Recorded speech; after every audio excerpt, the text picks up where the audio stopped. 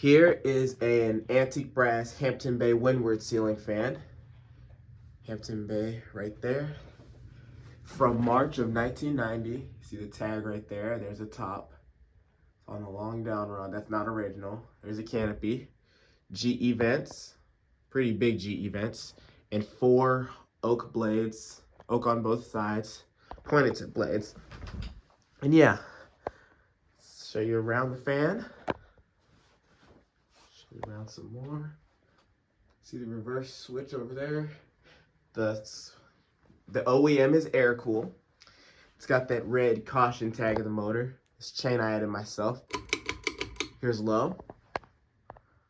So this ceiling fan is a major childhood fan for me. There's a tourist attraction around here called the Fort Worth Stockyards that had a few of these antique brass Hampton Bay Windwards in a restaurant and a gift shop, and I was always mesmerized at going to see them. So hanging this fan and buying it was very, very rewarding. There was also a restaurant my parents used to take me to on my birthday that had a bunch of these Hampton Bay Windwards and antique brass installed. That place, those fans are gone, sadly, but one still remains. They renovated that place, and one of them survived the renovation. I might try to get it. The ones in the stockyards, the ones in the gift shop are gone. The ones in the restaurant are still there. It's blowing a gentle breeze on low. You can see the blades are a little bit warped, so it does kind of wobble. Medium. See, it's starting to pick up some more wobble. Does hum a little bit. Got some bearing noises to it, but the airflow is definitely better. This is like the golden years of Hampton Bay, late 80s, early 90s. Because this is 1990, so yeah. Oh yeah, seeing that red tag of the motor brings back memories. That chain pull's really nice too. Here's high speed. Oh yeah, the airflow is definitely whipping. It's definitely whipping some good air.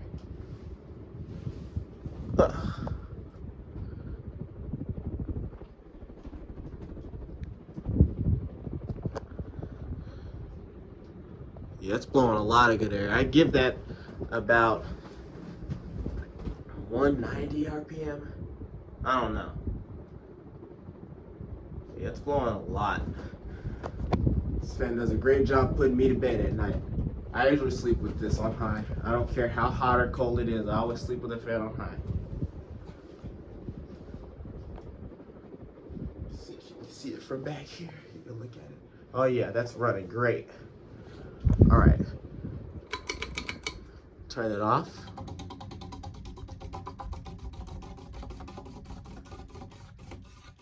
All right, now we'll do a 0 to high spin up.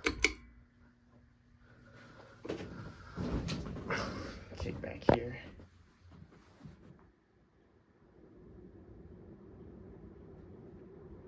Yeah, it's blowing a lot of good air. A lot of good air. It's a very, like I said, late 80s, early 90s, air-cooled Hampton Bays were the golden years. When the Hampton Bay fans had this Hampton Bay Fan Company, not Hampton Bay Fan and Lighting Company, but Hampton Bay Fan Company tag on there, that was the golden years. The minute SMC took over, Hampton Bay was like hot dog shit.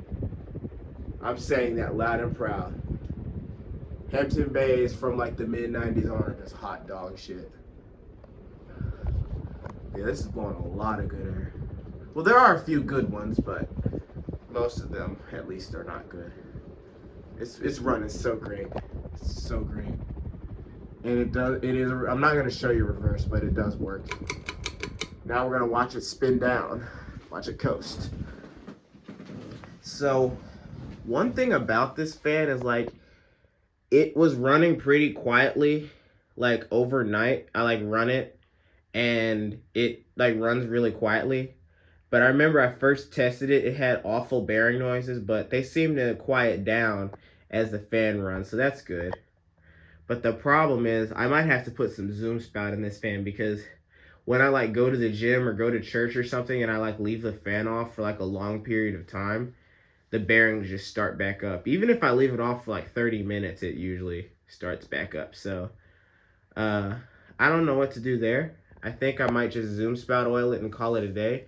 They're not bad enough to where I need to soak it in WD-40. I just might need to put some zoom spout oil in there, and that should solve all our problems.